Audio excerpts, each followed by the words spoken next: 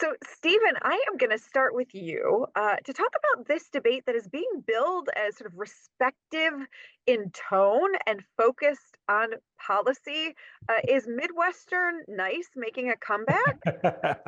Maybe that's what you needed is two Midwesterners to kind of take over and show them how we're supposed to have dialogue. I thought that of the debates I have seen in the last, 8 or 10 years, this had the closest tone to the things that you want to see out of it. I mean, they actually talked about issues. They got to a lot of specifics about those issues. They were very good at highlighting the real differences between the parties and the candidates in terms of how they would deal with those issues. And they did it in a way that was, adversarial, which is what a debate is supposed to be, but it wasn't nasty. And nobody called anybody a name, and they even empathized with each other about a couple of different things. I mean, it was what you think of when you think of debates. I've been saying today that I think the closest I can remember to this is probably Romney Obama in 2012. That's a long time ago. We've seen a lot of really awful exchanges since then. So it was nice to see something that actually gave people a chance to evaluate these candidates according to substance. Nolan, are you positive about the positivity? Well, I liked the debate. It was civil and it was conducted with a dignity befitting the office. They were seeking no cheap shots, no gotcha moments, no snarky, smug smiles while the other person was talking.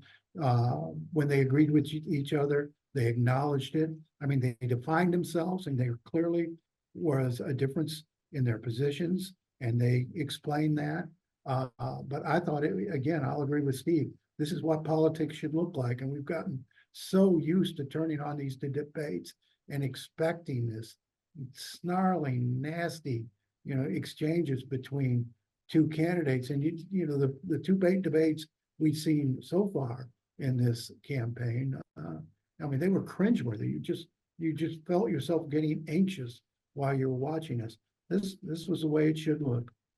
But Stephen, one of the issues with this is most likely, especially compared with those two debates from earlier this season, fewer voters likely watched this debate Tuesday night. How do we get more folks engaged with this process when at the table it is a civil conversation and focused on policy? Yeah, right. People want to see the fireworks. They want to see them get after each other. I think part of the problem here is that this was a vice presidential debate. It never rates as much attention as the presidential debates do. It's also kind of late in the cycle, and people, I think, are reaching that point where they kind of have had enough. They've seen enough of the nastiness. The flood of commercials right now and text messages on my phone, all calling me by the wrong name, by the way. What are they calling you, Steve? Everything from Crystal to Sherry. I mean, I don't know where they get the names that because I'm Michael in every correspondence I get. I've had my phone since 2007. So I don't know why they think anybody else has ever had it, but they have all the wrong names. I mean, people are starting to tune out and start to say, I'll just wait till November and make a decision.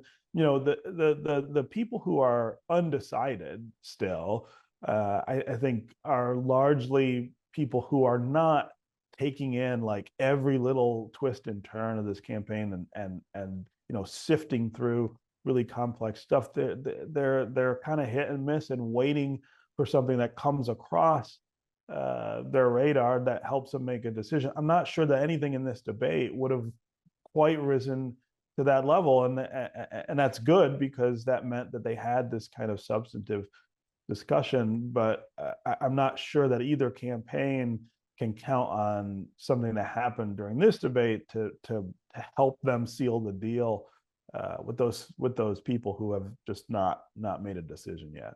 But nothing seems to be moving the needle. You'll get one candidate or the other will get a 1-point bump or a little more than that, and then the next week it's right back down. I mean, I've never really seen anything like this, a race that stays this close for so long. And, in Michigan, obviously they feel we're the key state or one of 2 or 3 key states because they are going to be living here for the next week or so. Trump's in for the Economic Club next Thursday. Vance has been in. Harris is coming to Flint. There's no end to their presence in Michigan. And so, we must hold the key to this, and I assume we do. Stephen, we got about 30 seconds left. If we talk a little bit about all of the visits, the descending that is happening among these candidates, what does where the candidates are coming tell you right now about campaign strategy? Well, I mean, they're campaigning in places where they're trying to get out their voters, right? I think this is still in some ways a base campaign for both parties here, and Democrats know that if they can get the Democratic base, especially in Detroit and other urban cities, to show up, Michigan's really kind of off the board, because when they vote, the state goes blue. But Trump is still trying to get as many Republicans and independents as he can as well. Okay, thanks, you too. Much more to come Thank you. next week as the visits continue. Watch One Detroit Thursday at 7:30 p.m.